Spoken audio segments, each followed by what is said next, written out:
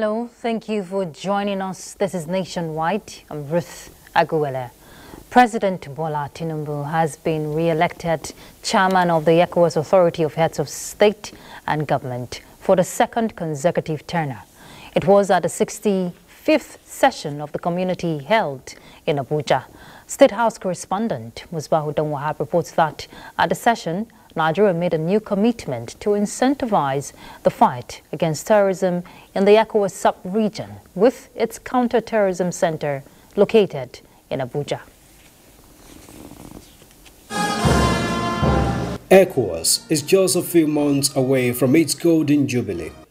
The bloc has recorded many high moments in its integration and cooperation pursuits, but equally dotted by some lows in the past 49 years. And the present situation is even more challenging as it is existential.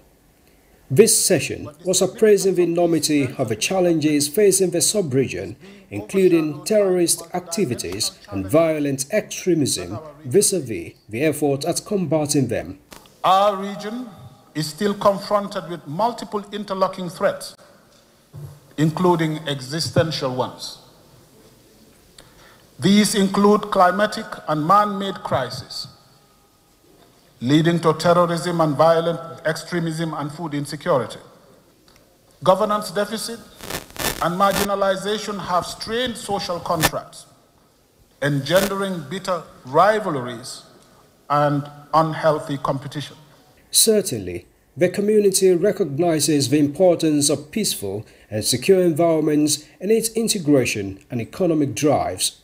And again, Nigeria is taking a lead to give new momentum to the fight against forms of insecurity in the sub-region. I urge ECOWAS to leverage on the capability of the Nigerian National Counter-Terrorism Center, NCTC, which is widely acknowledged as one of the best on the continent.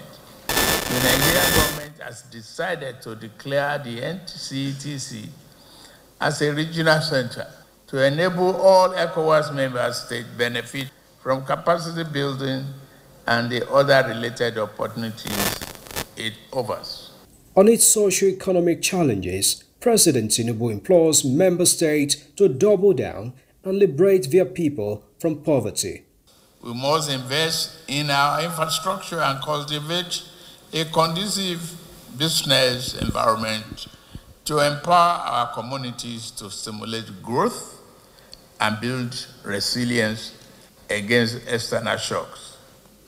Together, we can pave the way for a prosperous future for all ECOWAS sub-region.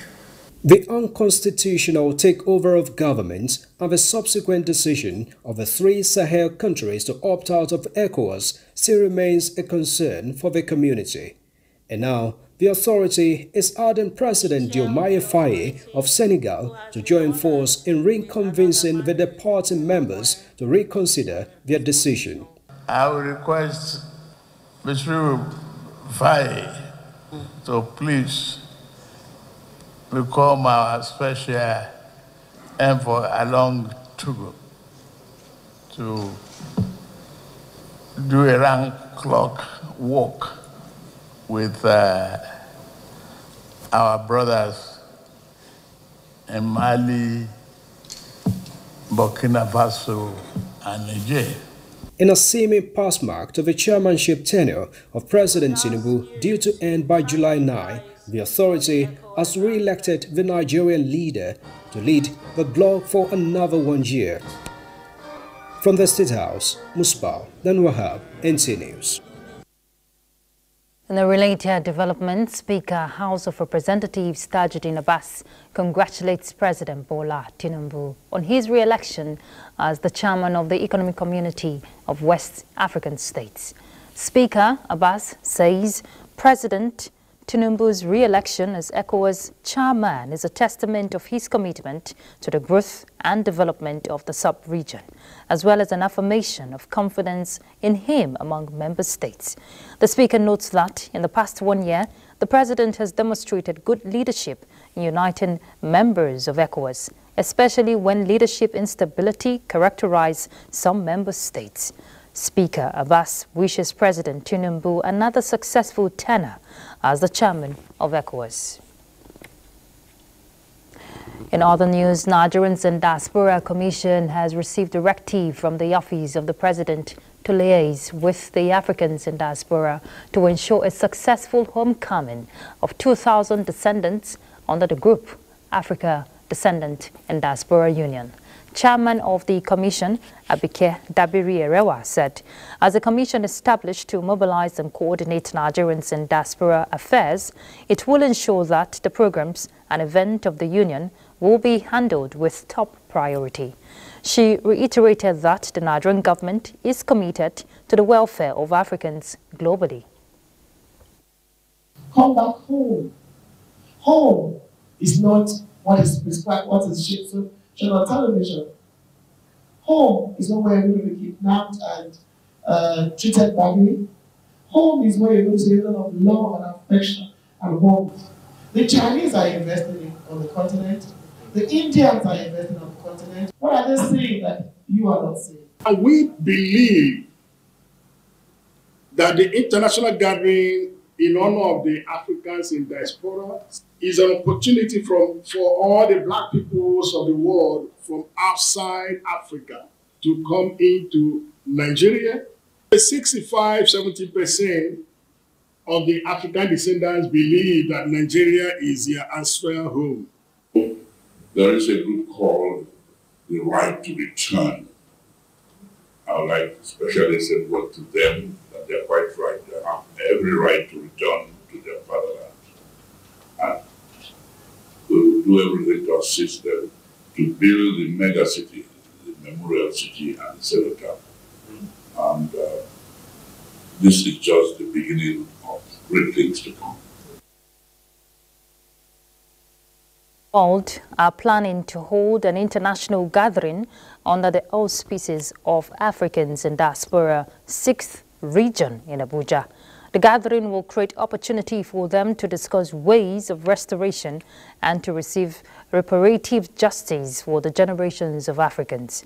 It will also promote Africa, identify African patriots, and allow African descendants invest in their country. Federal government is set to commence the construction of superhighway across North Central Zone to Abuja. Minister of Works Dave Umahi at a stakeholders meeting in Lafayette said the legacy project is in line with the present administration's commitment to connect states with robust and resilient infrastructure that will stimulate economic growth in the country. Aliyu Tijani will tell us more. It's a cheering news for the people of North Central Zone when Minister of Works David Umahi takes a message of renewed hope to the zone. A 6-lane dual-carriage superhighway of concrete with solar light and rail track is what will be constructed from Calabar to Ebonyi, linking Kogi to Benue and Nasarawa to terminate in Abuja. The project, Minister of Works Dave Umahi says, will enhance transportation and open new corridors for economic activities as he solicits the support of the people of the zone to ensure timely take-off and completion of the project. This is beyond road construction, but it's an investment because it is a catalyst that is going to revive the entire economy of Nigeria. Governors of Nasarawa, Kogi and Deputy Governor of Benue State described the superhighway projects initiated by President Bola Tinubu as life-change infrastructure that will transform the nation's infrastructure landscape and promised to support its realization in the zone. And the most important elements of this project are the stakeholders, and it is indeed happening where the stakeholders have an input. This project will open up the benefits of national to expansive commercial activities, social integration, and prosperity. Stakeholders from the zone, including former APC National Chairman Senator Abdullahi Adamu, Senator Umaru Tanko Almakura, Senator Ahmed Wadada, Emir of Lafia, among others, commend President Bola Tinubu for building resilient economy through robust infrastructure for prosperity of the nation. The North Central Zone is also benefiting from another superhighway project from Badagry to Sokoto, which will pass through Kwara and Niger states. In Lafia, Aliu Tejani, NTA News. The federal government has been urged to come up with technical committees that will help the Presidential Economic Coordination Council produce blueprints on sector specifics to proactively improve and impact the economy in line with their mandate. Guests on NTA's Good Morning Nigeria also believe expansion of the committee to capture Nigerian Association of Chamber of Commerce, Industry, Mines and Agriculture is key. Lydia Sampson reports. As Nigeria continues battling high inflation, economic experts are suggesting operating businesses with a global mindset to mitigate international partners and businesses leaving the country. They decried what they called instability in Nigeria's business environment, making it difficult for businesses to plan. They are urging the Presidential Economic Coordination Council to be proactive rather than reactive towards policies. It's good to have a broad set of people there who can immediately impart the policies so that I can actually bring the views of their members and how they are affected. If not, you are going to have a situation again where people just go there. They only think of the few people that have been selected there, and the impact is not total. In supporting what he's doing now as a new project, let us now look for those programs that were already in place to support agricultural development, to support health development, to support national security, and what happened to them. While suggesting that the Coordination Council carries key players along in a transparent manner, the guests advised that while starting new initiatives, laudable ones started by their predecessors should not be abandoned, describing this as a major setback, making investors lose focus. All that is being produced or promoted here in terms of the various economic plans that we have, the most important thing is to ensure that there is inclusion. We are ensuring that as many people as possible can benefit from it. We will reduce poverty by whatever we do. We have to ensure that we reduce poverty, and like I said earlier, we must promote employment in whatever we do. So in that, it means we must have national interest first and foremost. The guests urge businesses across all sectors to prioritize national interests to grow the economy. They believe poverty reduction, job creation, and tackling food security, as well as ensuring local generation and distribution of electricity, are panacea to overall realization of the Council's mandate. In Abuja, Lydia Sampson, NTA News. A look at politics. The governing All Progressives Congress says the new Nigerian People's Party lacks credibility to challenge President Tinubu's achievements come 2027, owing to its dismal failure in the affairs of governance in Kano State. Reacting to a statement credited to the state chairman of NNPP Kano State, Hashimu Dungurawa, saying the president will suffer re-election in the state over emirship tussle. Chairman APC Kano State Chapter Abdullahi Abbas says the votes representation of the party on INEC results sheets in 2024 do not reflect the party's electoral value and did not meet requirements of electoral law. The party cautioned the opposition party to focus in resolving its internal wrangling and stop blaming the governing party on its misfortunes of misgovernance in the state. The statement added that APC is deeply rooted in Kano State and will deliver the president far beyond the votes he polled in 2023, which fell short of the total number of ballots cast during the election. And still talking politics from Port Harcourt, we hear the Aguele-led Rivers State House of Assembly has issued a 7-day ultimatum to the Rivers State Governor, Siminalayi Fubara, to represent the 2024 budget to the House. The order is coming after their first sitting after the appeal court judgment of Thursday, June 4, 2024. Meanwhile, the Oko Jumbo-led faction this Monday morning screened and confirmed a commissioner nominee, Frank Fubara. This is sequel to a correspondence by the governor for the House to screen and confirm the commissioner nominee. Nkiru Onyejesi reports that 2 bills also passed second reading on the floor of the House, which include Emergency Management Bill 2024 and Transport Reform Bill 2024. And we're heading straight to Port Harcourt to join Diba Barry. She has more from her end.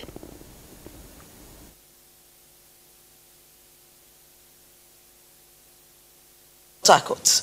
The Federal Road Safety Corps has called on distinguished Nigerians to join the Special Marshal Corps, as road safety in Nigeria is a collective responsibility. Corps Marshal Shehu Mohammed, represented by Zonal Commander, made the plea in Port Harcourt. Gabriela Monique reports. Presiding over the investiture, Corps Marshal Shehu Mohammed, represented by the Zonal Commander, Henry Banemesia, emphasized that honorary special marshals are selected based on their exemplary character and dedication to public service. This initiative aims to bolster efforts in ensuring public safety and fostering community resilience.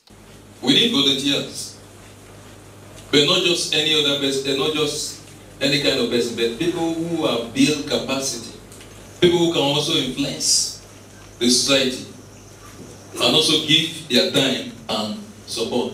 His Royal Highness Emperor Nkwe expressed gratitude for the honor bestowed upon him and emphasized his commitment to contributing positively to the safety initiatives in Nigeria.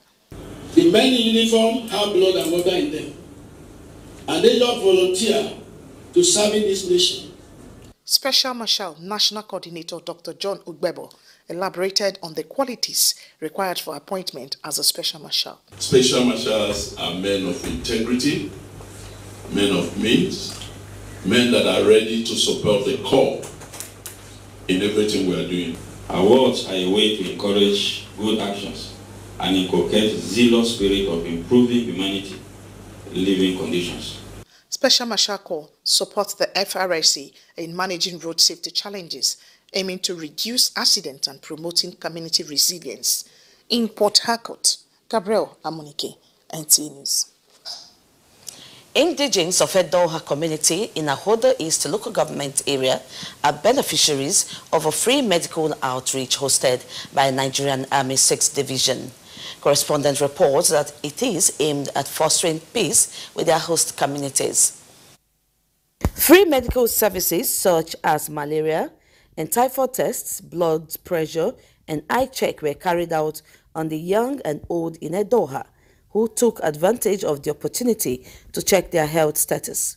General Officer Commanding 6th Division, represented by Garrison Commander Brigadier General Eddie Effiong, said the free medical outreach is important to the Army, as it creates an opportunity to boost and strengthen civil-military relationship while giving back to society. The aims of carrying out this free medical outreach is to also give back to the communities that has been there for us, providing us information to carry out the activities, and then making our job easy for us. Is to also show our host communities that we are not only fighting as soldiers, that we also care.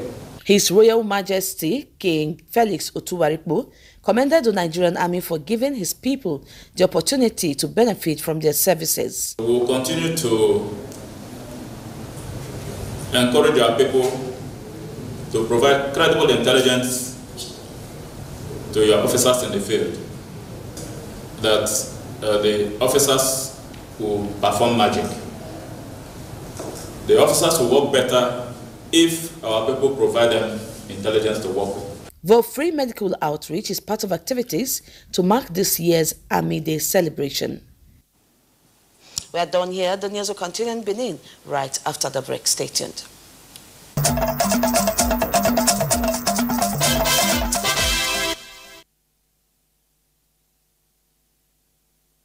And welcome to Benin.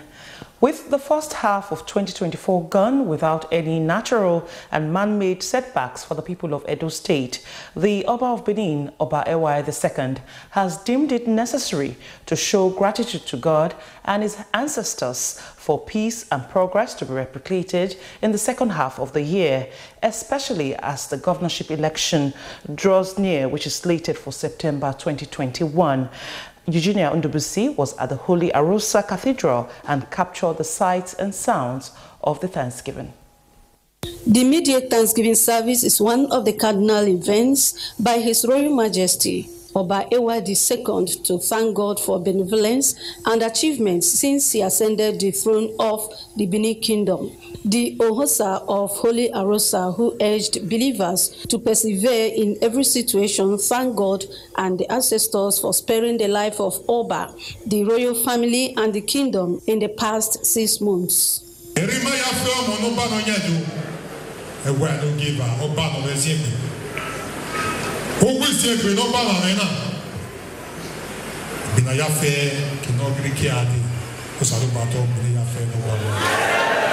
The revered Benin monarch stepped out with the royal family in thanksgiving to God.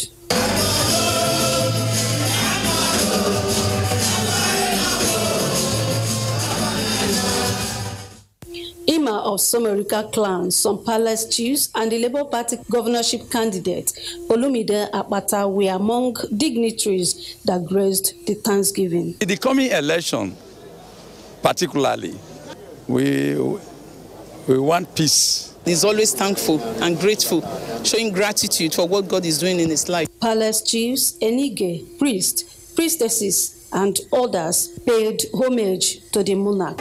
In Benin, Eugenia Ndubuisi, NTA News. As the family of the late fresh graduates of the University of Benin recently raped and slain by assailants, Glory Adekolure awaits justice. Her remains have been laid to rest in a family home in Ovia Northeast local government area of Edo State. Ifoma Okafor has been following the report and filed in this report. NTA Benin Network Center brought a development story of a fresh graduate of Uniben, Glory Adekolure, whose life was cut short by assailants on her way from school. The information we gathered was that the lifeless body of the girl was found under that tree. Glory, my pikin, no. They don't kill her for me, oh. Detectives are close to arresting the perpetrators of this dastardly and heinous crime. Arrests are already going on by the police. The late Glory Adekolure has just been buried in her family house in Iyowa, and for the family members, the vacuum caused by her death is difficult to fill. We are pleading on the government of Obaseki, President Tinubu, they should come to our hands, please. Oba of Benin, all the human rights, please, they should come to our rescue. And my mother don't have anywhere to run to. She's our only hope we have. The first graduate in our family. Please, we need justice. The news circulating online about the killer, we are not satisfied, we do not believe it. All of us are so saddened with the sudden death and the mode of death. I want justice. That is transparent justice for Glory. However, the body of Glory has been interred amidst further investigations by the police. The family members are optimistic that at the end of the day, the killers of Glory will be made to face the wrath of the law. From Iyowa in Ovia Northeast local government area of Edo State, Ifoma Okafor, NTA News. And that's it from Benin. Nationwide continues with Ruth in Abuja. Good afternoon. Thank you very much, Obehi. Recently, a shrine in Aguele local government area of Edo State was discovered to be a base for drug trafficking. This is in addition to other achievements recorded by the National Drug Law Enforcement Agency in Edo State, which highlights the significant progress in its quest to rid the state of illicit drugs and substances. Let's see that.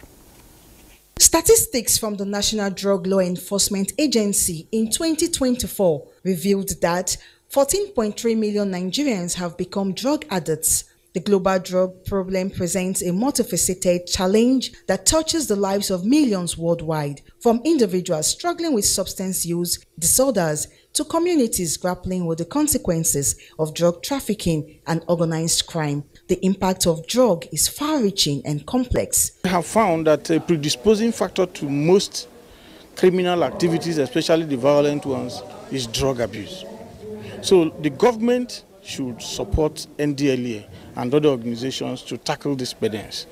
Since February 2024, the Nigerian Drug Law and Enforcement Agency, NDLEA in Edo State, has made significant strides in combating drug abuse and trafficking by successfully making a seizure of a total of 1,676,994 kilograms of drugs and arresting 220 suspects in various operations across the state.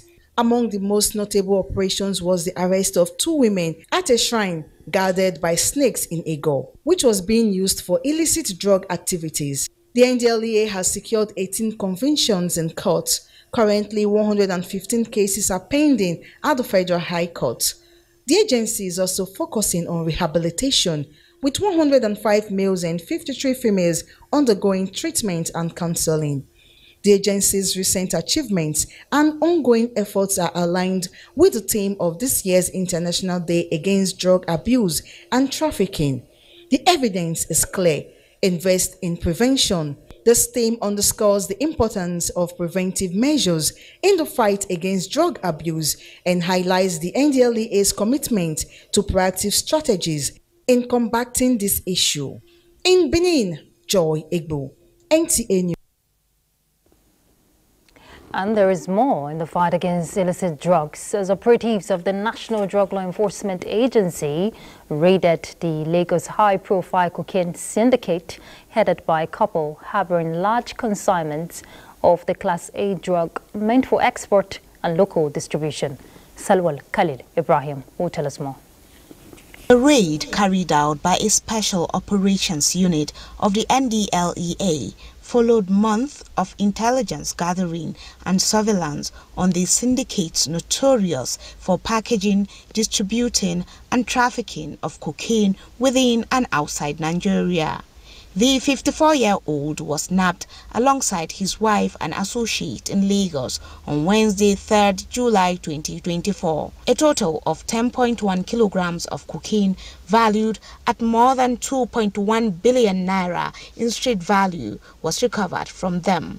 Meanwhile, NDLEA officers on a stop-and-search operation in Adamawa State on Wednesday, 3rd July, arrested a Chadian in a commercial bus. The suspect was found with a loudspeaker used to conceal 20 compressed blocks and 9 plastic containers of loud, a strong strain of cannabis weighing 5.2 kilograms. In Kano, operatives on Wednesday, 3rd July, arrested a 25-year-old corps member at a corpus lodge with 1.25 kilograms of loud, while in Ile-Ife, Osun State, a 50-year-old baale was on Friday, 5th July, arrested with fresh cannabis plants that weighed 5 kilograms. And finally, in Abuja, NDLEA operatives on Saturday, 6th July, arrested 2 men in a vehicle along Abuja Gwagwalada with 1,132 bottles of codeine syrup, 13,540 pills of tramadol, 50,000 pills of diazepam, and 59 pills of rofinol. The suspects claimed they were bringing the opioids from Onitsha, Anambra State. In Abuja, Salwa Khalil Ibrahim, NTA News. In other news, Secretary to the Government of the Federation, Senator George Akume, has inaugurated a mobile police base built by Hapadek in Kakuruk Gashish district of Berkin-Ladi, local government area of Plateau State. He restated the commitment of the federal government to enhance the operational efficiency of the police force. Ijoma Ozomina reports. The establishment of a mobile police base in Kakruk by Hyperdeck follows rampant communal crisis and insecurity in the community. For Hyperdeck, the remodeling of the police base has become necessary to enhance security and improve the quality of life of police officers. Our mission to remodel and reconstruct the police barracks in Kakuru was born out of a genuine concern for the well-being and operational efficiency of our dedicated police officers serving in this region. Secretary to the Government of the Federation, George Akume, was full of gratitude to the Commission for carrying out quality job and restates the commitment of government to ensuring adequate protection of lives and property of citizens. With these newly established facilities, our police officers will be better equipped to uphold the law and order and foster a conducive environment for the residents of Karukuk to live. Governor Caleb Mutfan, in a message to the event, lauded Hyperdeck for the initiative, saying the gesture will go a long way to complement the efforts of the state government in peace building. The security forces here to return peace to the community, we also have to start making concerted efforts at returning the people that have been displaced to their ancestral homes. We shall work with the Inspector General of Police and the Police Service Commission to ensure that the personnel posted here are given all the conducive environment and the welfare to perform their duties. The sum of 469 million naira was expended on the project. In Jos, Ijoma Ozemina, NTA News. Nigerians have been enjoined not to see the Kenyan protest as a model, rather adopt consultation and dialogue as a means for crisis management. Former Director, Defense Information, Major General, and the Board Director, Crisis Management and Communications Center, Chris Ulugulade, who stated this, also expressed concern over the prevalence of fake news, hate speech, and misrepresentation of government programs and policies. Violent rhetorics and posturing by some political, religious, and community leaders, and even non-state actors alike, have the potential to turn violent conflict and aggravate the already worrisome internal security challenges.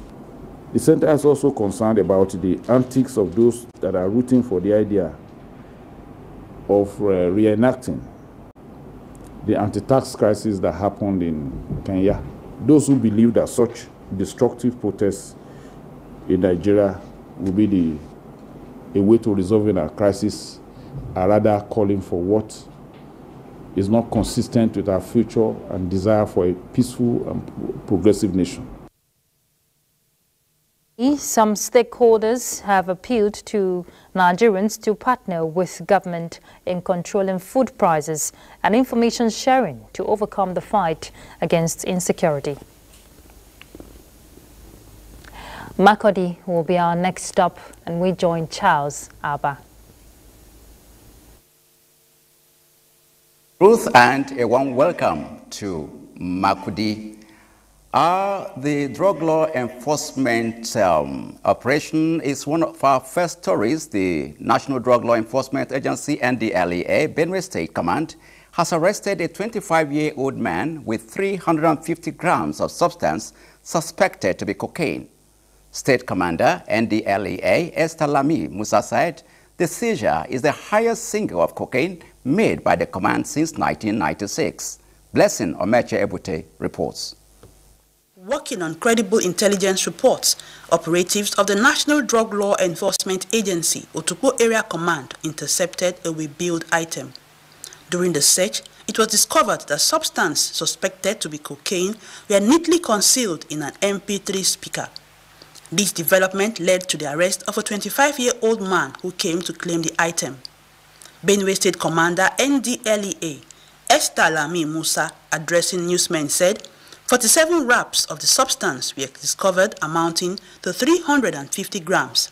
Upon discovery of that suspected consignment, a follow-up operation was carried out. He was not arrested in the vehicle. He was arrested while coming to receive the consignment because the consignment was bearing his name and his phone number.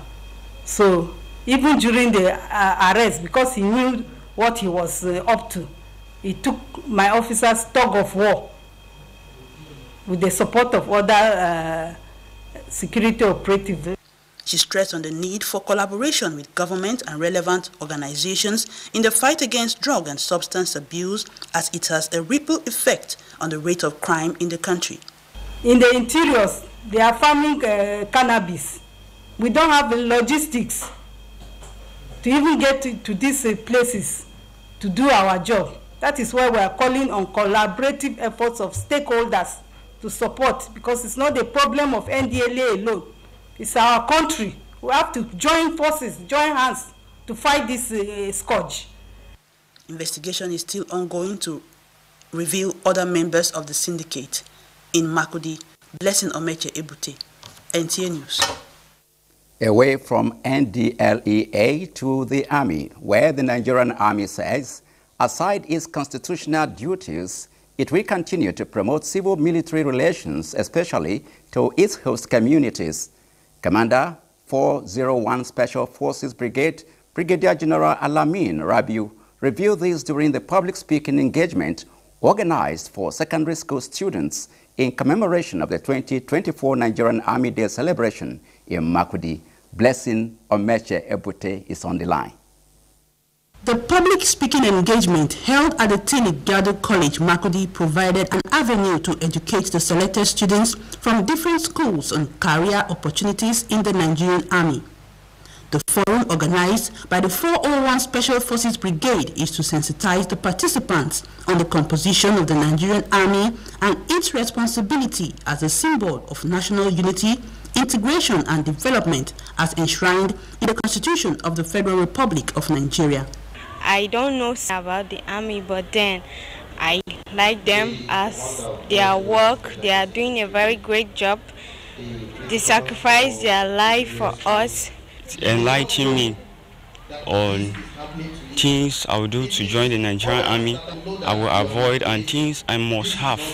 Commander 401 Special Forces Brigade, Brigadier General Alamin Rabiu, asserts that the Nigerian Army will continue to protect the territorial integrity of the country and encourage participants to make a choice of joining the Army as service to the nation. It is known to us that the needs to begin to enlighten the young generation about the military, especially the Nigerian Army, is key in having committed both officers and soldiers for the future. The event also featured paper presentation on requirements of enlistment into the Nigerian Armed Forces and effects of drug and substance abuse on youth. In Makurdi, Blessing Omeche Ebute, NTA News. That report on the Army's Day concludes our contribution from Makurdi. Nationwide continues with Ruth in Abuja after this timeout.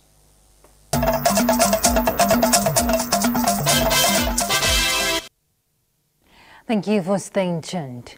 The chairman of the Economic and Financial Crimes Commission, EFCC, Ola Olukoyede, says the commission remains committed to ensuring that the scourge of cybercrime is curbed to the barest in order to boost the economy and promote the image of the country. The chairman stated this when members of the National Association of Nigerian Students visited the headquarters of the commission in Abuja to show solidarity for the fight against corruption. The chairman says for the country to defeat corruption, it is a collective effort, especially the youths, by discarding the get-rich-quick syndrome, which he describes as one of the major factors that pushes young people into crimes. We must no longer tolerate few people to sit on our common money, commonwealth, and destroy our system. Nigerian students, you have a future, and it is our responsibility to protect you, to ensure that you successfully run through your educational system and pass out and get a good job. We are here today to support the ongoing war against corruption because we know our country, we know the problem corruption poses to this country. Companies found to have compromised on safety standards in the iron and steel manufacturing sector will face the full wrath of the law upon completion of investigations by the Federal Competition and Consumer Protection Commission into alleged sharp practices in the manufacturing of steel products in the country. Well, this is to address the incessant building collapse across the country as the team from the Commission carried out surveillance operations at 3 various steel companies along with industrial layout in Ogun State. Amaka Owo reports. Media reports show that Nigeria recorded the highest incident of building collapse in Africa in 2023. Tackling these menaces headlong remains the priority of the federal government. This has necessitated operatives of the Federal Competition and Consumer Protection Commission to swing into action. This time, they have beamed searchlight into activities of steel manufacturing industries in Nigeria. We've got intelligence and surveillance reports that the companies in question are involved in some anti-competitive behavior, and that is the reason why we decided to come to 3 out of the many companies that are here in Lagos so we can take a sample and see what it is that they do by going through the records that we get from them, as well as look at the end products that come out of their systems here. You see, what is happening is there is false, misleading and deceptive as well as unfair market practices. You would go into the market to buy an iron rod of 12 mm, for instance. When they produce, what you get is 10, not 12. And this is what is the main reason that leads to all these building collapses that we have in the country. The Commission says the investigations are ongoing and will involve the contributions of forensic experts as Federal Competition and Consumer Protection Commission is saddled with a mandate to protect the consuming population. The Commission remains resolute in enforcement of safety in the steel manufacturing industry. In Lagos, Amaka O, NTA News.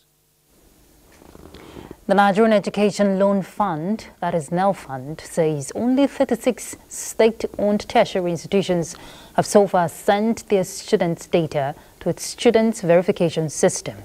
The fund says the students' loan application for the 36 institutions have been onboarded, thus giving green light to students of the 36 schools to apply in its loan scheme. Disclosing this on its official X handle on Sunday, NELFund urges state institutions yet to send their students' data to its dashboard for processing to do so, to enable their students benefit from the scheme. The fund also notes that students enrolled in the following 36 state-owned tertiary institutions can now apply for student loan effective from 7th July 2024. And next will be Sports Update. And that concludes Nationwide. Thank you for your company. Do have a lovely evening. I'm Ruth Aguele.